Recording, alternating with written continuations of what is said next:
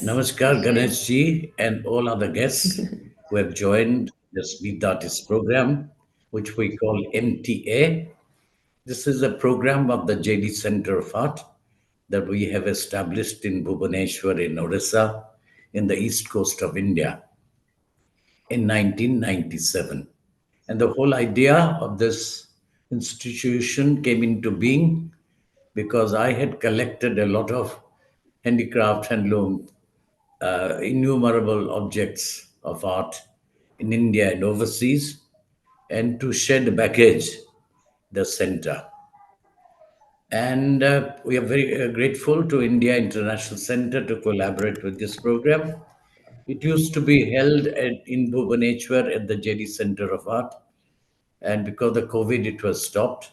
Now it's online program, which is reaching out to the international, national, and international audience. I'm originally from Orissa in Mayurbhanj, but I grew up in Bombay, studied at the JJ School of Art, and I live in New Delhi. And as I said, I collected innumerable artifacts in India and overseas. And because of unloading, we started the center. And the center is for folk, tribal, classical, and contemporary art. And this is now being done in collaboration with India International Center to reach out to an international audience. And we are grateful to ISC as well as to Government of Orissa to provide us the land, and Ministry of Culture, Government of India, who have offered the funds to build the building. The building is ready, designed by eminent architect B.V. Doshi, the very famous architect and a dear friend of mine who had designed it. Unfortunately, he's no more. And various people are helping, various trustees, including my children, and Siddharth in particular was looking into it because he studied in NID and looking into the designing. Now, Meet the Artist program is a monthly second Saturday at 5 o'clock, and please pass a word around to all your friends for future. We have had 270 Meet the Artist program on Saturdays, missed out once or twice, but it's gone on since 1990s, since 2001. Now we also have a National Documentary Film Festival on Art and Artist, which also we did 13 National Documentary Film Festival, which has stopped. We are going to resume it. And the interior of the Art Center is being done. And hopefully mid next year it will open, hopefully. And we need everybody's help, and everybody in the country who's doing anything of this kind, we all should help each other. We're very grateful to Mr. Ganesh Ramaswamy, Shivaswamy. who has kindly joined to talk about Shivaswamy. Sorry, forgive me, Shivaswamy, and talk about Raja Ravi Varma. Raja Ravi Varma is very famous, a legendary great artist of India from Kerala, and the royal family of Baroda supported him at the beginning, and he was very lucky. Also, he did lithographs near Bombay, Lonavala, of gods and goddesses, and many calendars, many lithographs which were done, which has gone to innumerable houses. And Amrita Sen's daughter, Nandana Devsan, also acted in a film done by a film director in Ketan Bombay, Mehta. Chetan Mehta. So we all talk of Picasso, Matisse, etc. We very rarely talk about our own artist. And it's a great occasion that we're talking about Raja Ravi Varma. And now it goes to Mr. Ganesh, who will kindly elaborate and enlighten us about Raja Ravi Varma. Thank you, Mr. Thank you. Ganesh. Thank you for the introduction to JDCA and MTA, and yeah, just setting the tone for it. So I want to welcome Ganesh Shivaswamy. Thank you so much for joining us. I've had the pleasure of meeting you and coming to your beautiful house. and seeing the treasure that you have of chromolithographs. You'll have to tell many of us what that means. You've educated me, but I'm sure there are people who want to know more. And you're going to talk today about the unseen Raja Ravi Varma. But I'm sure you're going to give us a little preamble so that some of us who know a little less will also get a sense of the importance of Raja Ravi Varma in the times. But I'm going to just formally give a little introduction to what work you're doing. So, Ganesh V Shivaswamy is a lawyer by profession, a full time lawyer in Bangalore, but his passion lies in structuring the artistic legacy of Raja Ravi Varma. He has a substantial collection from the Ravi Varma Press of chromolithographs. In 2006, he commemorated the centennial death anniversary of the artist by creating the first online catalogue of prints from the press. Ganesh continues his research on Ravi Varma and is the author of a 6 volume book series called Raja Ravi Varma, an Everlasting Imprint. It explores the social, religious, and aesthetic impact of the images from the Ravi Varma Press on the people of the Indian subcontinent and beyond. That's a small bio, and he's got really big fat books, so he's obviously done research for a very long time. So over to you, Ganesh, and yeah, I know you have a fabulous presentation, so welcome. Thank you. So thank you, Mr. Das. Thank you for the introduction and having me on your platform. And to Nandita, thank you for inviting me to be here and to the India International Center. What I want to do before I actually jump into the presentation on the unseen Ravi Varma is to first tell you how much of it is actually quite unseen. And I'm going to show you the 6 volumes very quickly, which has been written, Raja Ravi Varma, an Everlasting Imprint. And what you're seeing on the screen here is volume 1, which was launched in Baroda in April of this year. Volume 2, which is subtitled Resonant Impression, deals with how the image actually moves from the painter to the public. This was launched in November in Bombay. Volume 3, which you have here, is subtitled A Divine Omnipresence. And this deals with the images intended for worship. So your Lakshmis, your Saraswatis. And the reason why a divine omnipresence is because it is via the chromolithographs in this volume that images go into every home, every auto rickshaw, every tea shop. So quite an appropriate subtitle. Volume 4, which you're seeing here, is subtitled The Epics Imagined. And this deals with the Ramayana and the Mahabharata. Is actually the largest volume in the series. It's about 386 pages. Volume 5 is subtitled Krishna, Leela and Nataka. And this deals with the Srimad Bhagavatam, the Gita Govinda, and the plays, your Shakuntala and all of that.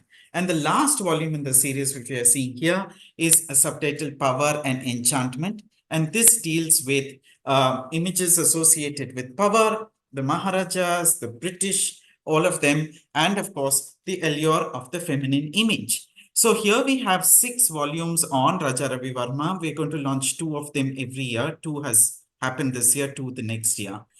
And it's in excess of 2,140 pages. So the question naturally comes up, what is it in these volumes which has not been covered in the previous volumes?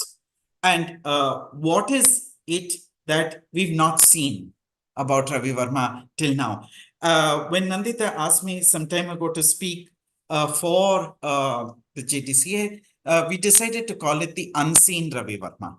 And the reason why we decided to do that is to tell you how much of the legacy, despite it being researched, Ravi Varma's 175 years as of this year, despite 175 years into the legacy, there still is so much of the artist's legacy which remains unseen. And so that's what we want to do. What I want to do today is to sort of offer a glimpse as to what else is out there. What else is out there on Ravi Varma. And I'm going to largely cover volume 1 and 2, which have already been launched. I'm going to share my screen now. And we'll jump into the slides. There we go. Nandita, quickly tell me whether you're getting the full screen. Are you Yes. getting? Okay. Oh, not full Perfect. screen. I mean, I can see your, yeah, now we're getting the full screen. Perfect. Perfect. So I'm going to run through several images which we have, which I'm sure many of you all have not seen. And in the process of doing it, I'm also going to sort of delve into the backstory of how many of these images actually landed up into the book. And sort of tell you that actually it was, in a sense, a detective. It was a detective race. It was a somewhat the behind the scenes is actually more interesting than, no, I'm not going to say that. It's quite interesting if you were to compare it to 2,140 pages. And let's start with the image which you're seeing on the screen now, the garden gate.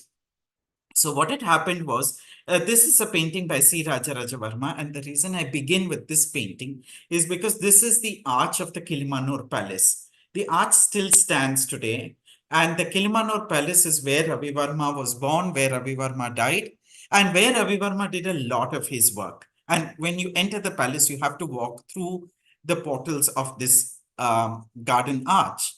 None of us actually knew this painting was there until about 3-4 years ago, when I was appointed the honorary curator of the Sri Chitra Art Gallery. And the first thing I did is, there was a 1935 catalogue of the museum. And when I was given the list of paintings which exist there today, we found a few paintings were actually not there. So we commenced this investigation, and we said, where on earth's name have these paintings gone? And some of them are very important works.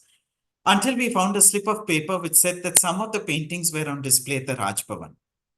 So the people in the museum went to the Raj Bhavan, and one of the paintings which is hanging in the Raj Bhavan is the painting which you're seeing here. It's by C. Raja Varma, the brother of Ravi Varma, and one of the people who unfortunately was again unseen in the legacy. The brother was as important to the Ravi Varma legacy as the artist himself. Not only was he a prolific painter in his own right, but he was also one of the people who documented Ravi Varma's life and the times they were living in. The diary of C. Raja Varma and a travelogue written by him and numerous articles written by him actually offer us a great insight into the lives of the brothers and their journeys, the patrons, etc., at that particular point in time. So I thought it's appropriate to actually begin with this painting, The Garden Gate by C. Raja Varma in 1896. This features in volume 1. I'm moving on to the next slide, which is a sketch of a horse. I never quite realized how important the horses were in the larger works of Raja Ravi Varma. We've all known him to paint beautiful portraits, stunning faces, especially of the women. And that's what we've largely known Ravi Varma's interest to be. But the Kilimanur Palace, the one which you saw on the previous slide, there is a temple dedicated to Ayyappa Sasta. And the Vahan, or the steed of that particular deity, is the horse. And Ravi Varma was so taken by horses that he designed the logo of the Kilimanur Palace after a horse. And then in storage at the Sri Chitra Art Gallery, I came across sketch after sketch, watercolor after watercolor, equestrian in nature, one of which you're seeing on the screen now. And look at the way in which he does this. Ravi Varma was not known to be very indulgent in watercolors, but here is an example where he captures this horse, and it's so beautifully done. Very adept also at the watercolor skill, and a whole series of these sketches of watercolors, horses, you'll find in volume 1. This is another aspect of the legacy which we've not really quite seen and looked into till now. I'm moving on to the next one. Ravi Varma came from an aristocratic background. Kilimanur was one of the aristocracies which is associated with the Travancore royal family. And there it was a tradition. Of course, many of them were artists. They were musicians, they were playwrights, they wrote for Kathakali. They were a family which was steeped in the arts. But all of these people did not do it for remuneration. They did it largely out of interest and, out of a passion. And Ravi Varma, for the first time, actually took a recompense for a work and making him a professional artist. The first time he actually does it is with this painting, which you're seeing on the screen, the portrait of Kilakkepalat Krishna Menon or Kilakkepat Ramakrishna Menon. It was painted in 1870. And here's an interesting connection. The first patron was actually a member of the judiciary, because the man which you're seeing on the left over there was a sub-judge of the Mangalore court. So many a time I ask myself this question: what's a lawyer doing writing a book on Ravi Varma? Well, the association of Ravi Varma and the judiciary goes as far back as this painting, which was his first professional commission. So somewhat validating my presence over here. This again was, of course, a black and white photograph of it was in one of the earlier books. But for the very first time, in color, it features in volume 1. Again, one of the portraits which has largely been unseen until I think last year, where it came out in Bombay at the Architectural Digest, and now is on display in Delhi in the collection of DAG. So here's another work, unseen work of Raja Ravi Varma. What I found very fascinating are the sketches. And there are a whole bunch of these sketches, not only in the collection in storage of the Sri Chitra Art Gallery. The Delhi Art Gallery has a whole bunch of these sketches, and many private collections have sketches by Raja Ravi Varma. I find these sketches academically actually more interesting than the final work, because it is via the sketch that we are able to somewhat discern the mind of the artist as he goes about composing these works. What I'm showing you on the screen now is a sketch of an elephant. And I was actually wondering what the RV in the banner in front was.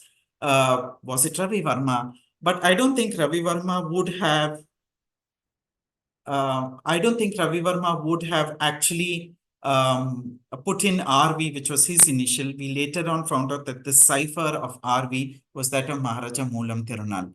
Why? Because you have the Shanga at the back and you have the elephants on the banner in front. Interestingly, this is probably an artistic interpretation of a Travancore state insignia. What is interesting is that the Shanga continues to remain in the insignia of the Kerala government today, and so do the elephants. So here is where the insignia of the Kerala government perhaps has started its journey through this artistic sketch of Ravi Varma. Here's another unseen work. Another unseen work of Ravi Varma. And the volume has a whole bunch of these sketches. Sketches of the arm of Lakshmi, the sketches as he goes about painting Draupadi Vastraharan, the various poses which he tries, all of them you find throughout the entire volume. And as I said, I find the sketches actually to be more interesting than the final work, because we are able to see how the artist goes about various experiments before he lands up with the final painting. Let's move on to the next work. And this humble, unsigned painting is titled A Prince on a Tricycle. And there he's writing this, what can only be described as a contraption. And this painting, interestingly, was displayed at the Simla Fine Arts Society exhibition and came under much fire. One of the newspaper reporters who looked at this painting said, why should a prince from India wear European attire? He should have been wearing the attire which is common to the people of Travancore. And he actually laments in the article, and he says, I think the day has come where everyone from all the way up to the Oriental East are going to be dressed up in attire like this. And this is where we are today. We are all in jeans and t-shirts. And interestingly, one of the ways in which attire stands changed and is acknowledged is through this painting of the Prince on a Tricycle, again featuring for the first time in print in these volumes. This is the brave Kusmavati, and was heavily written about we have letters in the Kerala State Archives which mentions this painting. We also have several newspaper articles which mentions this painting, because when this painting was exhibited at the Bombay Art Society exhibition in 1896, it was very well appreciated and also went on to win a prize. Later in 1896, when the Maharaja of Travancore embarks on this journey to establish a picture gallery, Ravi Varma's asked, what paintings do you think we should start the gallery with? And the first painting which Ravi Varma suggests is the Brave Kusmavati, which you're seeing on the screen now. We knew the painting existed, and a small black and white photograph of this appears in a 1911 publication. But for the longest time, I did not know where the painting was. Rupika Chawla, in her 2010 seminal work on Ravi Varma, she actually observes that possibly the painting was never made or possibly has been destroyed. As my luck would have it, somebody phoned me up and then said, we're not able to identify this painting. Do you think it could be Rukmangada and Mohini? It has the same size as Rukmangada and Mohini, and said, would you be able to identify this for us? And I said, sure, send me the picture. And they said, no, we're not sending you the picture. You come and take a look at the picture on our computer screen. So I actually went over to see it, and there it was, the Brave Kusmavati. It's absolutely a fabulous work. It's the same size as Draupadi at the court of Virat, and again features for the first time in volume 1 and 2 of the series. I want to sort of dwell on this painting a bit because it also represents, in my opinion, it represents a sort of if you look at Ravi Varma's works in general, it always captures the empowered woman. When Ravi Varma looks at a mythological sequence, he picks on that moment where the woman is more powerful and the man is somewhat either is on the precipice, on the cliff, or has fallen, or is being teased and taunted. So Ravi Varma was very happy to show the empowered woman compared to the man. If you look at Vishwamitra and Menaka, you have Vishwamitra, he's there, he's resolute, and there comes Menaka, and he's on the precipice, and we all know what happens after that. If you look at the birth of Shakuntala, you have her taunting him with the child, which could be construed as a trophy of his defeat, having succumbed to her charms. Or if you look at Mohini and Rukmangada, we have Mohini actually taunting Rukmangada. Here is another example of the woman standing firm, standing strong, and protecting her lover from the onslaught of the brother. So this is another wonderful painting of Ravi Varma, again unseen, and features for the first time in this series. I'm also going to show you another watercolor which is in the storage of the Sri Chitra Art Gallery. And this is the Dasara procession of Mysore. One of the watercolors which he executes really towards the end of his life. In 1904, there is a letter in the Mysore State Archives where Ravi Varma sends in a list of paintings which he suggests to the Maharaja's new palace, which today is the Mysore Palace. At that time, it was being reconstructed or being constructed because the previous palace had been destroyed in a fire. And Ravi Varma is called upon and he's asked to furnish a list of possible paintings. One of the paintings which he actually suggests is the Dasara procession. Dasara being so important to Mysore. I was actually wondering whether Ravi Varma did not do the painting, because later on there is a letter which says we're not going to do the second commission. But interestingly, I was able to find in the storage of the Sri Chitra Art Gallery this watercolor preparatory sketch of the Dasara procession, and you can actually see the Maharaja sort of sitting on the howdah over there, which would have been at that point of time Nalvadi Krishnaraj Vodiyar, the fourth of Mysore. This is at the village tank, another scene from Mysore. And one of the paintings of Sri Raja Varma, which we went in search of, and we found at the Raj Bhavan in Trivandrum.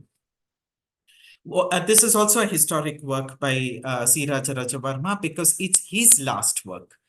He apparently was in Mysore, and he saw this girl at the village tank carrying a pot of water, and he captured the scene not of an aristocrat, not of a princess, not of a Maharani, but of a normal girl. And she's shading her eyes from the sun. It is possible that the hill in the background is Chamundi. Immediately after Sri Raja Varma painted this picture, he was diagnosed with an ulcer or a stomach ailment. He was rushed from Mysore to Madras, where he underwent a surgery and sadly succumbed to the surgery and died in early 1905. So this was his last painting. Again, I went in search of it. Happy to tell you that we were able to find it. I would have been very upset if we could not find Raja Varma's last work. And this was also in the Raj Bhavan in Trivandrum.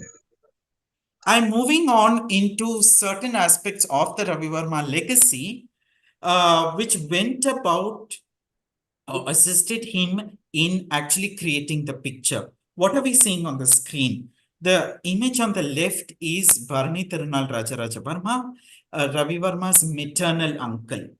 The maternal uncle in that particular family is a very important figure because they're matrilineal.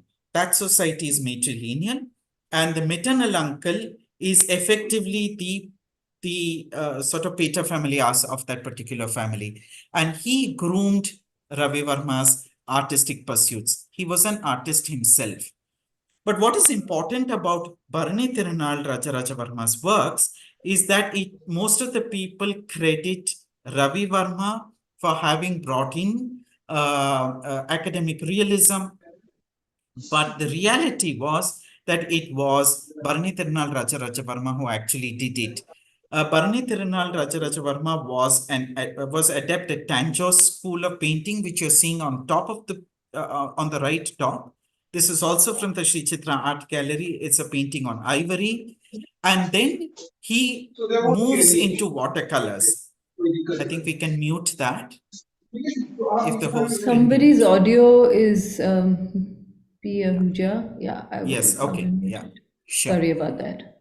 No problem. So, Bharani Tirunal Raja Varma thereafter transitions into watercolors.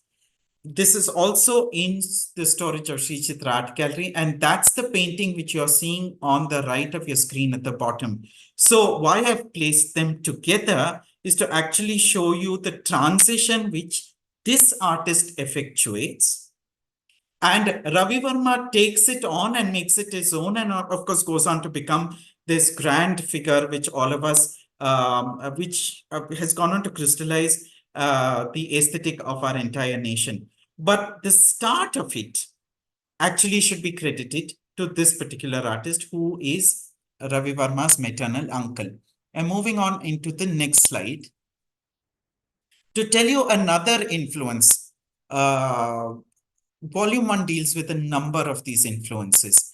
And here we have Ravi Varma taking out his sketchbook and sketching details of things which he sees everywhere. And as in this case, the sketch of a sculpture. The temple which you're seeing on the right is actually a temple which is very close to the Kilimanur Palace. And if you see the sculpture, the sketch on the left, how accurate it is to the original sculpture. So here's another element unseen of how Ravi Varma goes about creating the image via the sketches. I'm moving on into another one. And here we have the European influence. Many people look at the painting on the right and have come to the conclusion that it was Edward Manet's Olympia which influenced this particular painting. But the reality is it wasn't. Why? Because Ravi Varma had a whole library of books. He acquired very many art books. He had the art journal. He had a whole bunch of German books, the pictures of the Royal Academy. He subscribed to every volume of them. And the library continues largely to remain in the Kilimanur Palace. I had the opportunity, the blessing of being able to see every picture. So every picture in that library had been scanned. And then when I came back, I started comparing the pictures one after the other, two paintings. And here is the comparison of an engraving to the final painting. And this is how Ravi Varma actually absorbed a whole bunch of Western art, orientalizing it, if I can use that word, and making it very Indian, so much so that if you did not go behind the scenes, you really wouldn't know that many of them were influenced directly by European pictures, as in this particular case. Then we have photography.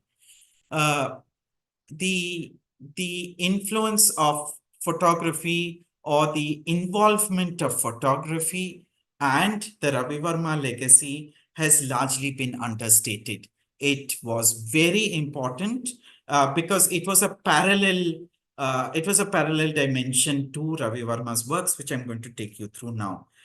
What we're looking at here is we're looking at photography being used to assist Ravi Varma in making portraits, as in the case of Seth Lakshman Das. And we have the photograph, which continues to remain in the Kilimanur Palace Trust. And then you have the painting on the left of your screen. And if you take a look at how accurate it is, you can make out that Ravi Varma almost copied the composition which you found in the photograph. And Ravi Varma did compose the photographs himself. I think it would make life so much easier for him. If he got the composition and the photograph accurate, then the painting was much easier to do, as I'm going to show you now. What Ravi Varma does is that he takes the photograph and then makes it into a painting, but he's able to infuse all of the elements. So we do know that what this man is wearing is a velvet cloak with a silk sort of kurta or a sherwani underneath.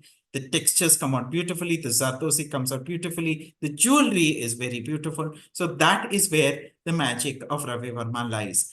But here is an instance of Ravi Varma using photography for a portrait. Let us look at another example of Ravi Varma's studio using photography for something which is not a portrait. And this throws up a completely new dimension. We have a whole series of photographs of a girl, several girls, posing, and they do not become portraits. These are girls who came in and had themselves photographed only so that the artist could use it for generic painting. We do know who the girl on the right is. Her name is Rajibai Mulgaonkar. She, interestingly, is the same girl who posed for Lakshmi, carrying pencils in her hand. That features in volume 3. She was a Kalavant from Goa. Kalavant is what we would call a Devadasi in sort of modern parlance, if not modern parlance, but in a different way, if she's a Devadasi. And she posed for very many paintings of Ravi Varma, including Ahalya, the Lakshmi. And in this particular instance, the photograph is used by C. Raja Varma to make the painting on the left. Frank Brooks also used photographs of this girl for some of his works. And all of these people were working in Ravi Varma's studio. What I find interesting about photographs of this nature is the fact that these were the empowered women at that point in time. I said that yesterday at the MAP talk, and I'm saying it again today, because it really did take a lot of courage for these girls to allow themselves to be photographed, not for portraiture, but for something very generic. Kudos to girls like this who actually helped Ravi Varma build the image. They were behind the scenes and sadly unseen until now. And we're going to start seeing more of these photographs and the involvement and the contribution of people like this in the entire series now. I'm moving on into the next one. as much as we do know that we do know some of these girls or some of these people who modeled, there are a whole bunch of photographs where we still don't know who they are. As in this particular case, we don't know who this girl is. So what I'm trying to get to is also to tell you, as much as we do know and we are going to start seeing, there is a whole bunch of people whom we still don't know who they are, and a lot of new research has to be done in relation to who some of these people were who helped build the image. This is a very important photograph. Why? Because here is a person who's sitting, posing for presumably a portrait of his. His face is completely obscured. But in this particular photograph, his face is actually not the important face. If you look at the reflection on the right in the mirror, there is another face which has been captured. And that, ladies and gentlemen, is the face of Ravi Varma. And it is because of this photograph that I am able to conclusively conclude that Ravi Varma did participate in the choreography of the photograph itself.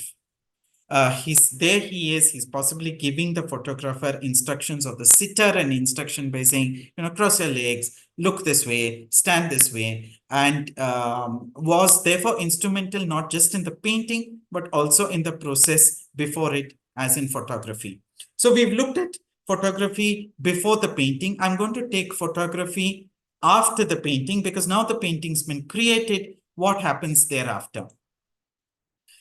When a painting like this, which you're seeing on the screen, this is a painting of the marriage of Rama and Sita, is now in the Royal Gaikwad collection in the palace in Baroda.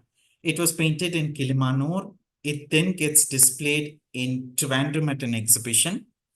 And thereafter, it goes on display at Bombay, at the Bombay Art Society exhibition. The entire series, which is now in Baroda, was showcased at this Bombay Art Society exhibition in 1891. And when it was shown there, people were so interested in the work that you had this huge newspaper article only about this whole series of paintings. But thereafter, now people started demanding copies. They said, look, we have such beautiful works, so we want copies of these works. And one of the demands you will actually find in a Hindu article in 1890, in October of 1890. And I'm just going to quickly read it.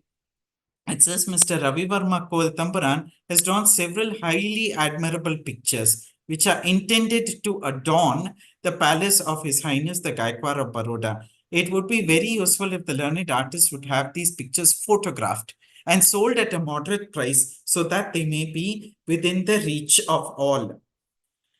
What is interesting is that the demand for copies now reaches the newspapers. And they say, no longer are we going to have this, have art being exclusive, being esoteric, being elite.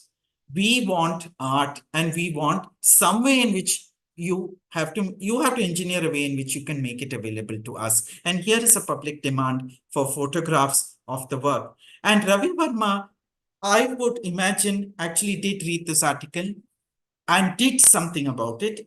Why do I say that? Is because there are photographs of the paintings which he painted post 1890, as in this particular case. This is the painting of the Bombay Singer, which you're seeing on the left. It's an 1893 work.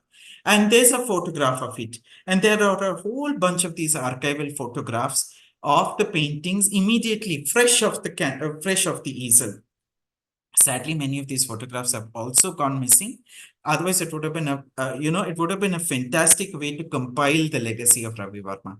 But here is one example of Ravi Varma's images first starting off as photographs, even before the advent of the Ravi Varma Press, which now brings me to the Ravi Varma Press. The Ravi Varma Press was started in 1894. It started in Bombay, and thereafter it moved from Girgaon to Ghatkopar because of the plague. And thereafter it moves to Lonavala, where it finally it finally rests and discontinues in 1980s. I wanted to talk a little bit about the press because most of the people think it was Ravi Varma who started the Ravi Varma Press. That's not true. The unseen person behind the start of the Ravi Varma Press was Ravi Varma's brother, C. Raja Varma. The press actually began under the ownership of C. Raja as a partnership between C. Raja Varma and Govardhan Das Kathau Makanji of the Kathau Mills. Thereafter, Kathau exits the partnership because he finds that the press is not viable. So for a very brief period, C. Raja Varma owns the press himself. And thereafter sells it to a German called Fritz Leicher. Who was Fritz Leicher? He was the person who was brought in 1893 to set up the press. So he was basically brought in as an employee and finally goes on to own the press. And from the early 1900s, his family continued to own the press all the way up to the last functioning in 1980s. So this is the unseen narrative that the press never belonged to Ravi Varma, although it was in his name. What did it do? It built up the Ravi Varma brand, making him the household name which we know of today. And what are you seeing on the screen is a very rare photograph of the Ravi Varma Press as it existed in Bombay. So if you peer into the photograph on the left, you can see the building and it says office, the Ravi Varma Fine Art Litho Press, distributors A.K. Joshi. I have to tell you this little story. When I was in Bombay in November of this year, and we launched volume 2, this, of course, created much excitement among the Mumbaikars, and it featured in the Times of India the very next day. And I got a call that morning by saying, I think we spotted the press. And I was very excited. I said, my God, okay, we have to go and find out where this building is. Of course, I also have to tell you that I went on this wonderful chase all through the bylanes of Mumbai. I saw such beautiful buildings, but not the press. We couldn't find the press. But so here's something which I think all of you should now look out for if you can find out where the press in Bombay originally began. So this is where the press begins, and it started in July of 1894 with this chromolithograph. So this was the first chromolithograph from the Ravi Varma Press. The birth of Shakuntala. And I love the spelling, Sakontala. The interesting thing is, look at the price. It started at 6 rupees. So this was the price of the first chromolithograph. And 6 rupees in those days, I could well imagine, was actually quite expensive. The Lakshmi and Saraswati, which was the second and third picture, which you're seeing in the advertisement, were priced at 2 rupees each. Some scholars till now actually did not know which the first chromolithograph was. The first chromolithograph was the birth of Shakuntala, and some people actually thought it was the Lakshmi. It wasn't the Lakshmi, it was the birth of Shakuntala. But what you've not seen till now is the pricing. So we now know that the prices started actually quite expensive at 6 rupees per lithograph. And then the second and third is the Lakshmi and Saraswati. And this also was launched in September of 1894. And here we have them, the Lakshmi and Saraswati. We started the talk, and this is my last slide. We started the talk with the unseen Ravi Varma. And I would like to end my talk with what all of us have seen. The two pictures which you're seeing on the screen now, the Lakshmi and Saraswati. It is largely because of these two pictures that the entire visual scape of India starts to change. We have advertisements, we have, and it goes on to transform so many things, advertising, cinema, law, a whole bunch of stuff begins to change. So while I was happy to start with the unseen Ravi Varma, I'm also happy to end with the seen Ravi Varma, which are these two pictures. And it is with this that the entire imprint in our minds as to visual aesthetics changes. So thank you so much for this opportunity to speak. I'm going to stop sharing now. Thank you so much, Ganesh. My God, you are a storehouse of knowledge and information and names and dates and everything. And I'm going to now look out for that building. You've given me a mission as a Mumbaikar. Yes, please do. In fact, I went the next day. I got a call actually from this very nice lady called Kayomi Engineer, and she said, "Ganesh, I think we've spotted the building." I was super excited. I said, "Okay, we have to go and figure out where this building is." And I went into all kinds of I bylanes of heard. Bombay. Yeah. Yeah. You chased all day, but you couldn't find it. Yeah, but I had fantastic bhel puri at the end of it, I must say. Well, it was it then. But Yes. really, thank you. I mean, you just raced through it. I'm sure there are lots of questions, and we were like just mesmerized by it. And I know the problem with this online is that you're not able to see our excited faces and, our look of amazement. But despite that, you kept it so engaging. Thank you so much. And now we open it for questions. Please feel free to unmute yourself and show your face so that we can have the next best thing to a face-to-face meeting. And we just got a response on the chat saying absolutely fantastic talk. Thank you for making unseen seen. This is by Varsha Das, who happens to be my mother. Oh, thank you. Thank you. Religiously. I should actually tell all of these people, see, listen, here's your opportunity to cross-examine a lawyer. So actually unmute yourself and ask questions. Absolutely. Yeah, you're not And going to get this this opportunity so easily. and also, I mean, some of it that you said, I think there was a little bit of assumption that we know a lot more. So, no question is a silly enough question. So, even some basic questions that people are curious about Raja Ravi Varma, please don't hesitate and do ask. Yes. Anybody here? Anyone on the YouTube? Yeah, they're just going to check here. There is Mr. Pavan Shukla is asking, do we know what paintings were made by Raja Ravi Varma in his studio in Vadodara? We don't have direct records as to what paintings were made in the studio. We do, however, know that the patronage of the Maharaja Baroda was split across, one, two, three, four sections. So the first section was early 1880s, and thereafter there's an acquisition in Ooty. Thereafter, this mythological series, and finally the Lakshmi and Saraswati.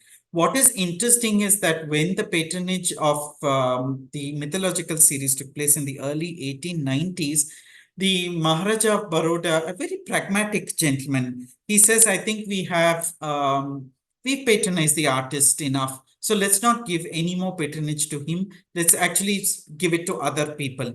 I don't think that was actually followed, because the grand Lakshmi and Saraswati, which remains in the Gadi Hall, or the throne room of the Lakshmi Vilas Palace, was 1896.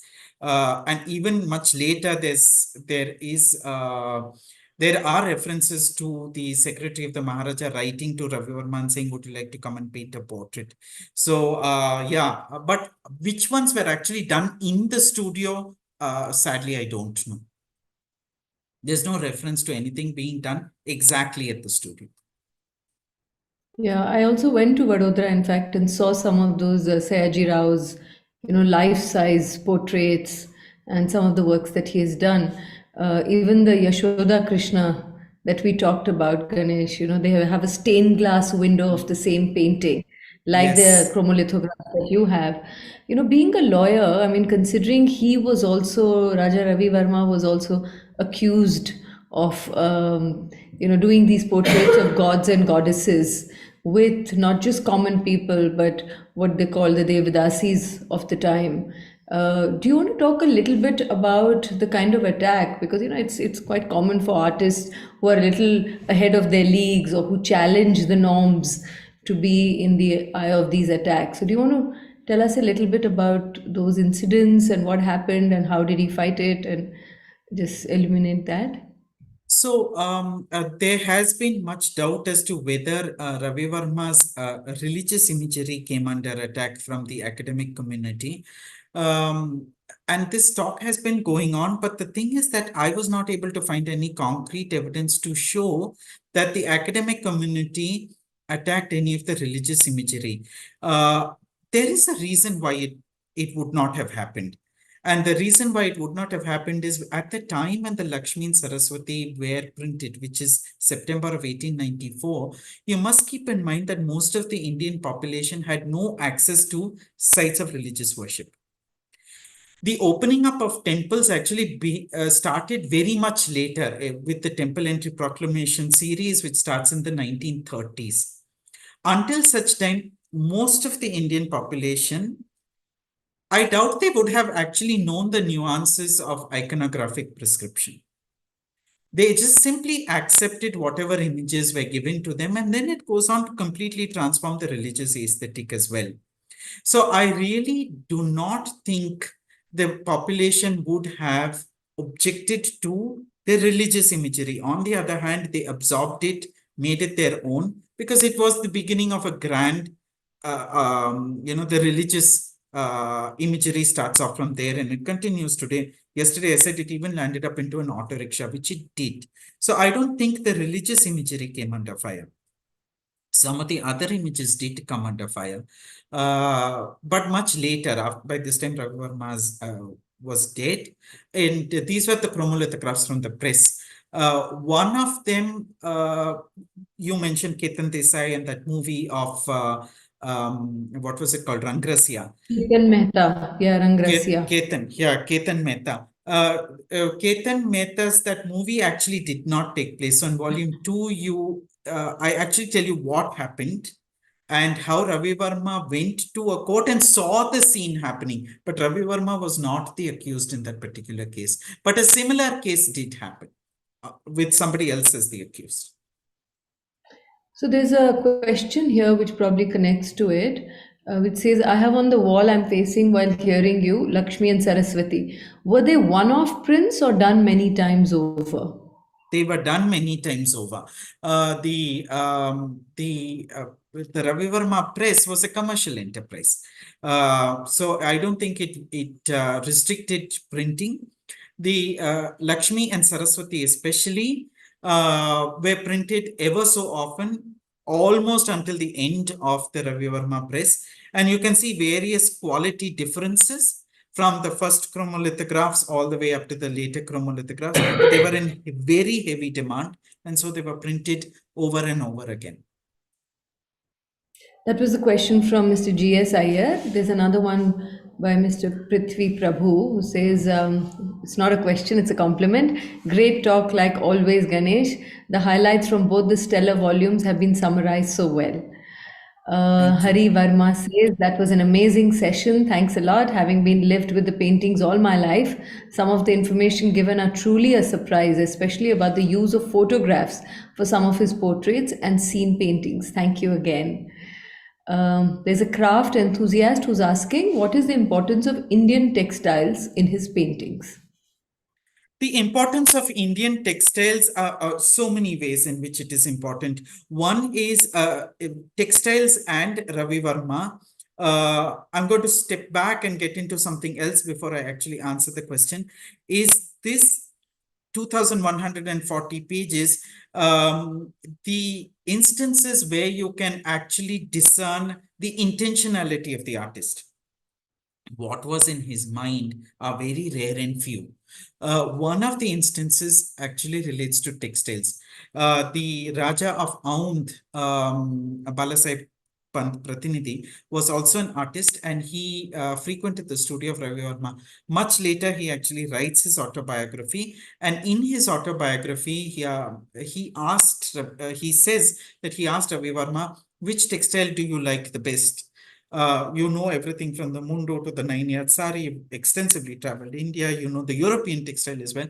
Which is the textile which you like the best? And he says that I liked the Maharashtrian Nawari sari. Why? Because it was the sari which which hugged the figure. So you were able to get the feminine figure or depict the feminine figure best with the Nawari sari. Here is an element of textile.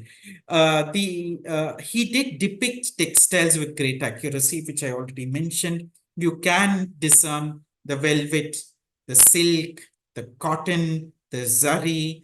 All of it is done really well. So, from the point of view of depiction, he did it really well. But textile also, there's another element to textile, which is when you look at something like this sari, which Lakshmi is wearing. It's a very contemporary and common sari which was being worn at that point in time. Thereby, the textile was used as somewhat a metaphor for relatability, appeal to the common people. So Ravi Varma, the association of textile and Ravi Varma actually has very, very many layers. Wonderful. Just going back to what you said about the court cases, Hari Varma is asking, and it seems the artist himself argued in the Bombay court against someone. Is that true? That's not true. No. Okay, so let me just elaborate on what happened. When Ravi Varma and C. Raja Varma were in Bombay in the late 1894-95, they were chaperoning the Prince of Travancore. They went to the Baikula Club, and when they were at the Baikula Club, they were met by Justice John Jardine and Justice Ranade. Justice Ranade needs no introduction into Maharashtra. All of you know who he is. They invited them to the court on the next day, and they went to the court. And when they went there, C. Raja Varma, in his travelogue, he says what happened. He says that the judges were hearing a case of an interesting nature. A Pune art dealer was accused of selling obscene pictures, and the court embarks on this assessment as to whether, and it was a picture of a nude girl coming out of the bath in a forest, and the court embarks on this assessment as to whether the pose of the girl could be construed as a classical beauty or there was something obscene. If it was classical, of course, it's not obscene. So they said that if we look at the pose of the girl, it looks like a classical beauty. However, in the same picture is hanging a silken umbrella and her inner unmentionables, and therefore the picture is obscene.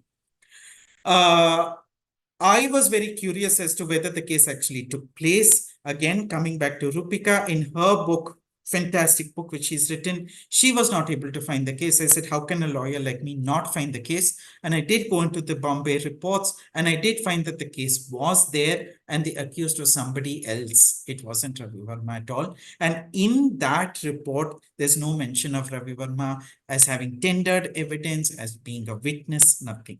Ravi Varma saw what was happening. He wasn't a witness as in the official sense. Amazing. So somebody is echoing my sentiment, so I'm going to read that first, which is Minnie John. She says, brilliant and absolutely amazing talk. Ganesh ji is no doubt a walking encyclopedia on the iconic artist Raja Ravi Varma. Mr. Vijay Krishnamurthy says, thanks Ganesh for the invite and sharing your deep knowledge. Thanks to the organization for having these regular sessions. Please keep up your good work. Very proud of you all work. Thank you. So yes, I hope that all the people that you have brought are not here only for you, and I'm very happy that they are, but that they will continue to come and hear other speakers, and that Ganesh, you too will, come and join these sessions, and because we have to build this community of people who are, who listen to each other, who grow through each other's experiences and knowledge. So yes, I do hope that you all will come. We'll share some information about how to join in. There's a question from YouTube. Dr. Geeta Betli Kilaya asks, how did he paint Maharajas, especially of Mysore, when they do not pose? Or was it when he was commissioned to paint? Generally, we have found photographs being used for sitters. Generally, we found it. I found especially of the Maharanis, because I don't think any Maharani would have, considering the stature of the Maharani, no matter Ravi Varma coming from an aristocracy, for example, Chimna Bai, there's actually a photograph and the painting. Insofar as Mysore is concerned, in the archives, there is a reference somewhat. So one portion of it was done through photography, which we find in volume 1. But there is a reference to Ravi Varma actually writing by saying, would your highness like to wear the jewelry? And pose so that I can come and capture the jewelry when I'm there. So a part of it was a live sitting, a part of it was actually done through photography. But would Okay, the sitters have sat hours on end? No. that's where you talked about how he did it also through photographs and, also I think they capture the essence of someone and through memory as well. Uh, did he write anything about, like, were there diaries or were there any kind of written material that you found that was sort of So first-hand written material? yeah, so C. Raja Varma's diaries actually mention processes in respect of certain paintings. So we can assume that that was the process for others.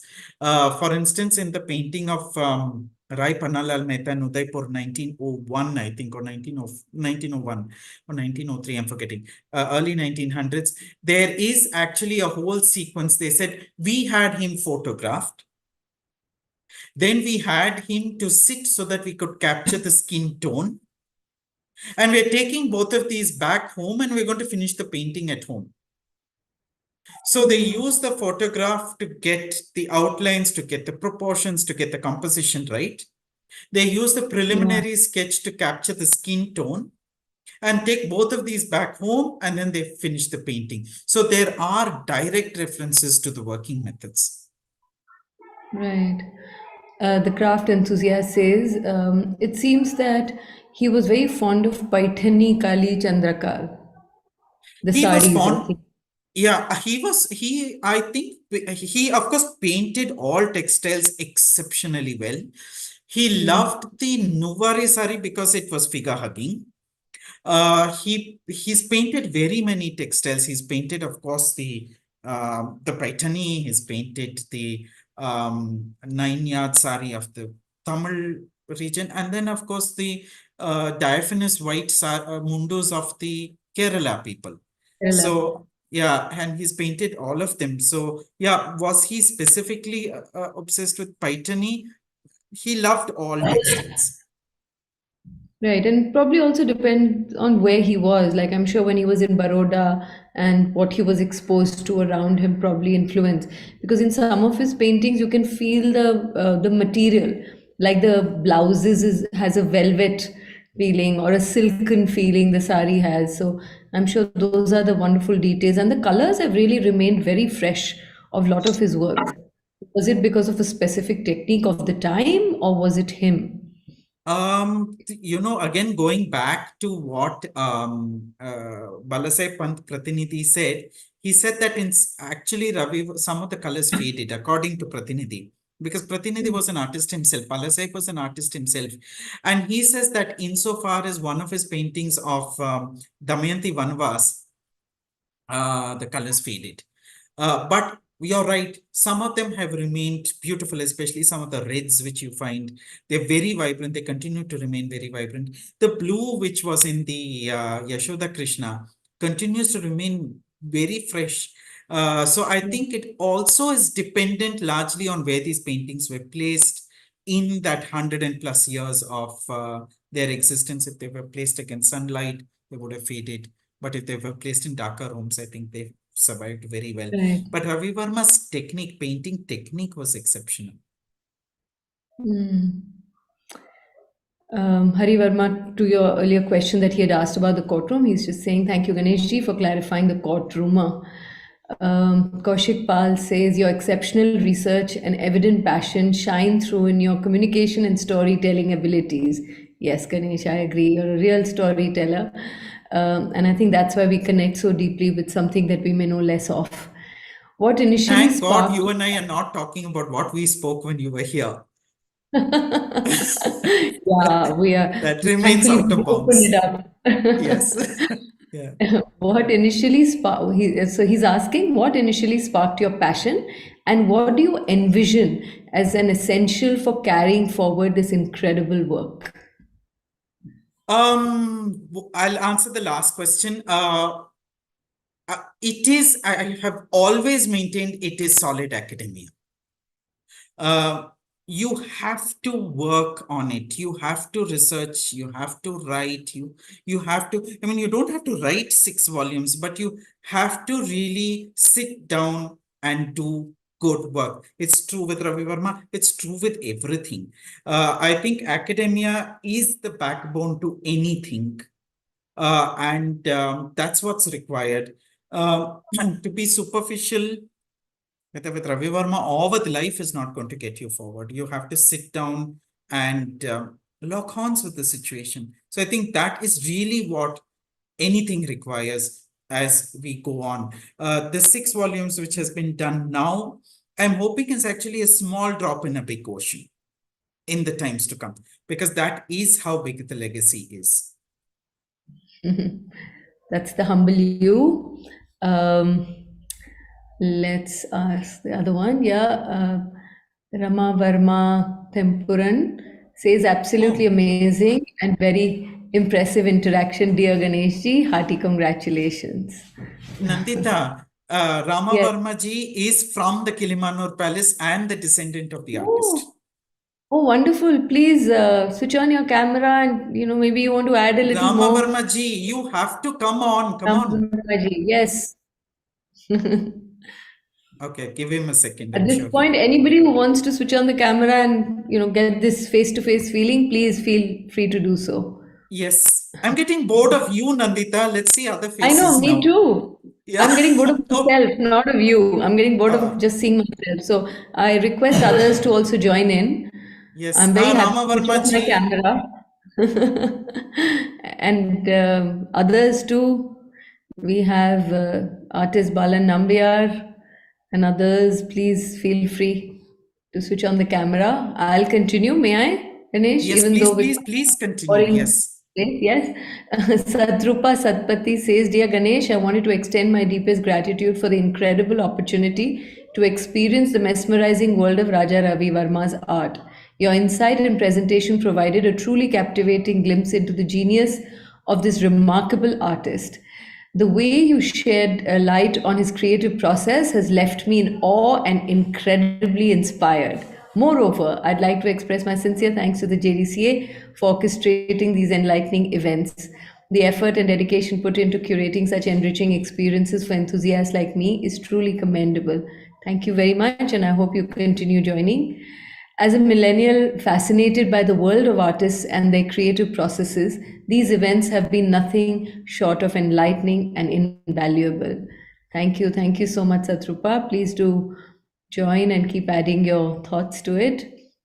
Pavan Shukla is asking, apart from Judith, is there any other painting that Raja Ravi Varma replicated almost exactly? Is there anything else that comes to your mind? Yes. Yes, in fact, there is a reference to the birth of Shakuntala being an exact replica of a French work in the collection of Balasai Pant Pratinidhi. The painting of a Malabar lady, I'm just thinking because 6 volumes are going through my head like that, is an exact replica of a German artist called Konrad Keisel. The painting of the Nair lady, which I showed you on the screen, is an exact version of another Orientalist artist. Yeah, there are. Yeah. Prithvi Prabhu asks again, this question just crossed my mind because I was thinking about Nandita's latest works, Vigato. What was Raja Ravi Varma's food habits like? Thank you. I mean, that's quite a connection from my films Vigato, which is about a food delivery rider, to Raja Ravi Varma's food habits. But see, Nandita, you better ask that question. I don't know what you've got to do with food. What have you got to do with food? No, I did a film. My last film is called Zvigato, which is about a food delivery rider and his family. So he's just making this connection that maybe seeing me, he thought about Zwigato, and seeing Zwigato, he thought about the food delivery rider. And thinking of that in this context, he's thinking, do you know anything personal? Maybe tell us a little personal stories about maybe his food habits or any other quirks or any other things that you feel would be of interest. No, actually, Has see, he painted? Has he considering done still life of, like a he, lot of still life? Yeah, sorry, go ahead. no, please go ahead. I'm happy to hear No, I what's on just your. meant that in still life they often do all these, right? Like fruit baskets and food and all of that. And considering the Kerala food is so special, is there anything that he's painted or somebody's written? Is there any insight into his food habits that you could shed light on? That's your next Um, volume. okay, food. So I have to tell you that considering that my work um, is heavily referenced. There are some sentences where one sentence has 3 endnotes, 4 endnotes. Wow. Sadly, I do not have references in relation to his food habits for the reason they have not been documented. But Hmm. generally, that particular family is vegetarian. They eat sattvic food. I've had the opportunity of eating at the Uttapura in Kilimanur on so many occasions, sitting with the family with Rama Varma ji, and it's been absolutely, sattvic food like how all of us would eat. I'm assuming that is how the family was and continues to remain. Did he paint still lives of food? No. However, in the portrait, in the painting of Mohini Rukmangada, there's this plate of food in the front with the papadam and all of that. So that you can make out is a nice sadhya, I'm assuming. It's a nice little thing. But Raja Raja Varma has painted some sort of food here and there, still lives of that, which is in the Sri Chitra Art Gallery. Okay, great. He had also added a sentence which I forgot to read out, which was that especially because he traveled a lot. That's why the curiosity. Varsha Das asks, Ganesh ji mentioned Mr. Rama Varma connected with Raja Ravi Varma. He's on the screen with us. Please tell us more about him. So Rama if you can. Varma ji, I can only call my brother, who was with me. See, I have to sort of go behind the scenes, and I think it's important that I say it. When I started writing the book in 2018, I really did not think people would take me seriously. Why? One, because I was a lawyer writing on art. I did not come from the art fraternity. I did not have a degree in art. So, would people actually take the project seriously? And one of the first people who took me seriously was Rama Varmaji. And it is because of the access which he allows into the Kilimanur Palace that we are able to see all of the photographs which you're seeing on the screen now.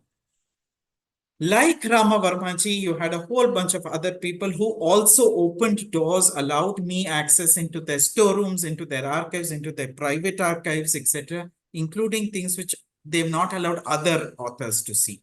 So people like Rama Varmaji become very important to projects like this. It's quite easy to simply write one small booklet here or book, but if you're doing 6 volumes, you need people like Ram Varmaji to assist. So it's as much his work as it is mine. Thank you.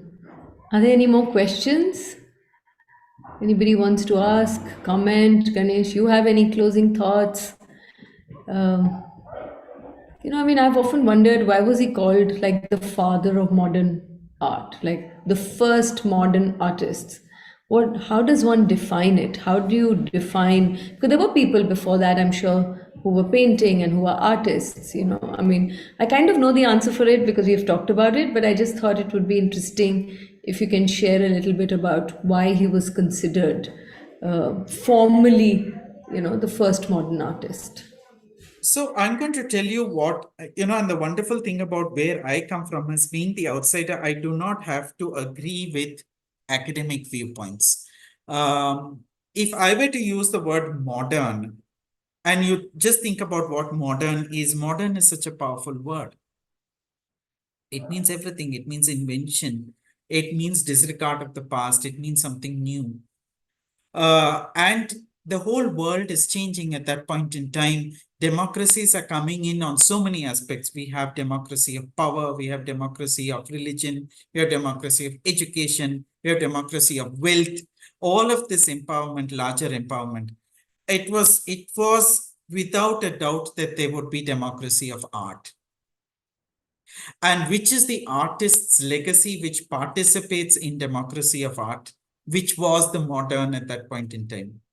It was only the Ravi Varma legacy via artist and the press. So to me, if someone were to ask me, what do you think is modern in the art space, I would say that person who participated in democracy, sensitive to that particular process. And to me, that's only Ravi Varma. Great. Would Rama Ravi Varma ji would want to add anything or share any thoughts?